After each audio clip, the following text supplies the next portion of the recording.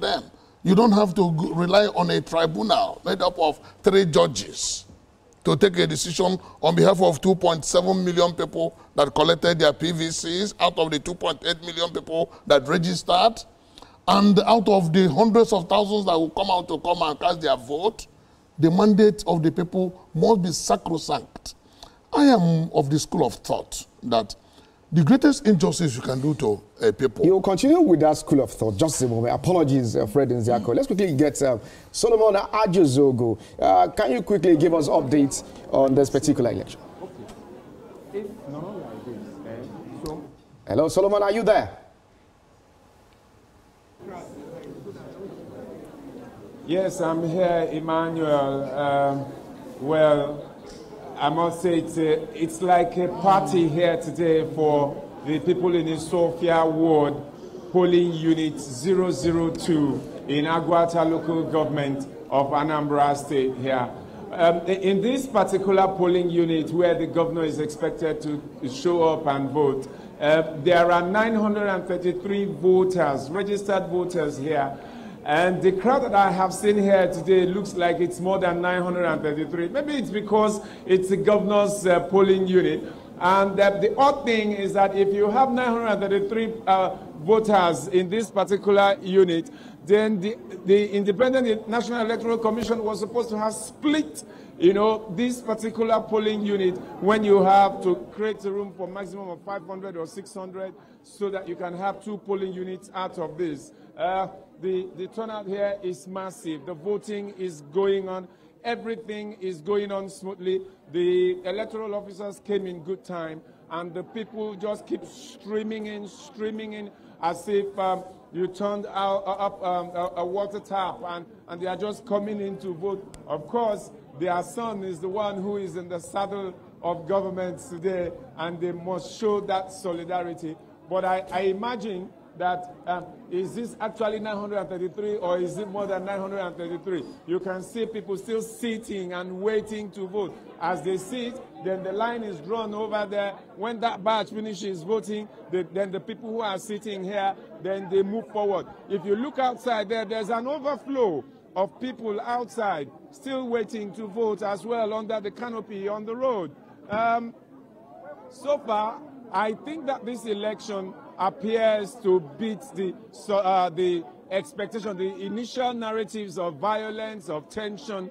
As we were coming all the way from Oka, passing through Amobia, Ekulobia, and all the towns in between, everything was peaceful, seamless, no case of violence, except maybe if there's going to be one later. But as it is going right now, there is no report of any conflict or any crisis anywhere in Anambra where this election is going on. And I also have someone here with me, an observer, who's come to observe the activities here, Onwumere Eni, or one of the domestic observers. What have you seen here so far? I've seen a peaceful atmosphere. The voters are seated calmly, waiting for their turn for accreditation so that they can vote. I think these people have done some good work here. They provided seats so that people don't have to be impatient, so people have to wait on the queue and they are seated down. It's orderly. Everything is going on peacefully. When you compare what you have seen here today and previous elections here and around Aguata local government particularly, where some people say in some places in Aguata you have pockets of violence, how do you compare what we have now to 4 years ago? No, I think what we have here now is more organized than what we had in the previous elections. But I can see that the population is more than what we had in previous elections. Maybe because of the revision of voters register that was conducted before this time. And also people who wanted to vote for their own preferred candidate had to transfer their cards from outside Anambra State and they're back home here to vote. That's what I observed. That's why we have more than the population, double the initial population. But people are seated calmly. But I also observe that we have a lot of security men within the environment. They are quietly observing how things unfold. We have the military, we have the police, we have everything. And the good thing about it is that all of them are wearing accredited cards. What it means, you can identify all the policemen, you can identify all the security men who are here to work. They are properly recognized. So you've had an observer here who is observing the elections, any Onwumere. One particular thing is that even the people who are old, the older people who might find it difficult to come, there are some people who are provided some vehicle services, as it seems, whether it's keke or little buses that you call korokpe, you know, the little small buses, to convey some of the older people who really want to vote. The one significant thing here is that a voter that we spoke with, because, you know, I had reported earlier in the week that Air Peace had to reroute some of the flights that were not initially built to come to Anambra so that they can cater for people who were returning home to come cast their votes here. And we spoke with someone earlier who had to come home all the way from Lagos to be part of this vote. So it seems that the Anambra people, or Ndi Anambra,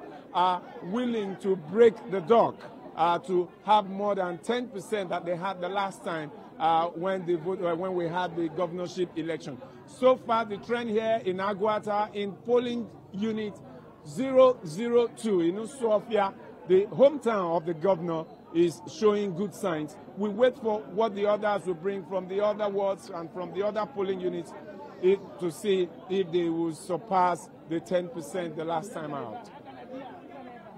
All right, sir, very interesting there. I can see, Solomon Ajuzogu, that you are indeed enjoying yourself with all this analysis that you're giving us at the moment. It's not a case that you are scampering for safety. It's some homecoming for me, you know. Absolutely. I'm in the East, and I've had some very good homely food. I'm in the East, and I'm from the East. So, and you know, Anambra, for a lot of us in the East, is a bright spot for the Southeast, and we hope that once Anambra gets it right in this election, then we can say Professor Amukbiton has gotten it right in his first litmus test as the chief electoral umpire for Nigeria. I must tell you that it's quite too early to start giving that particular judgment that you just gave on the new INEC chairman, because a lot of people have said this is a litmus test for him, and he has about 3 integrity tests to pass. That of integrity test, efficiency test, and impartiality test. But quick one, before we let you go, Solomon, what is the proximity of the security personnel on ground to the polling units? Well, so so I can step aside a little so that you can see how close they are. Where you have the pillar there is where the people cast the ballot. The polling officers are there. People go there, get accredited on the beavers, and then they get their ballot papers. Then they go there to go vote. You can see where the security officers are there, talking to them, organizing them, helping them being organized. Absolutely. All right, so now, I mean, I enjoy the fact that we actually see